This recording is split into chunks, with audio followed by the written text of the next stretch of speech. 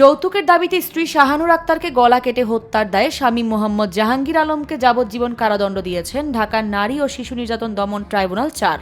৯ জুলাই বৃহস্পতিবার বিচারক মুন্সি মোহাম্মদ মশিয়ার রহমান এ রায় ঘোষণা করেন। দণ্ডের পাশাপাশি তাকে ৫০,০০০ টাকা অর্থদণ্ড, অনাদায়ে আরও ১ বছরের বিনাশ্রম কারাদণ্ড দেয়া হয়েছে। রায় হইল আসামিকে যাবজ্জীবন কারাদণ্ড এবং ৫০,০০০ টাকা জরিমানা, অনাদায়ে আরও ৬ মাসের কারাদণ্ড প্রদান করা হয়েছে। ৬ মাসের কারাদণ্ড প্রদান করা হয়েছে এবং এই জরিমানার টাকাটা ডিসি ঢাকাকে নির্দেশ প্রদান করেছে যে এই টাকাটা উত্তোলনপূর্বক এই ভিকটিমের পরিবারকে দেওয়ার জন্য।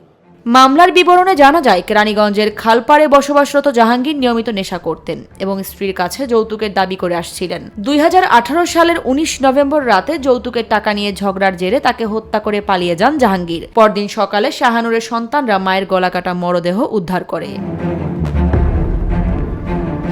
এ ঘটনায় নিহতের ভাই জামাল উদ্দিন বাদী হয়ে কেরানীগঞ্জ মডেল থানায় মামলা করেন। তদন্ত শেষে ২০১৯ সালের ১৪ জুন পুলিশ আদালতে অভিযোগপত্র দাখিল করে। বিচারিক প্রক্রিয়ায় ৬ জনের সাক্ষ্য গ্রহণের পর আদালত আজ এ রায় দিলেন। আরিফা পুষ্প, নিরপেক্ষ।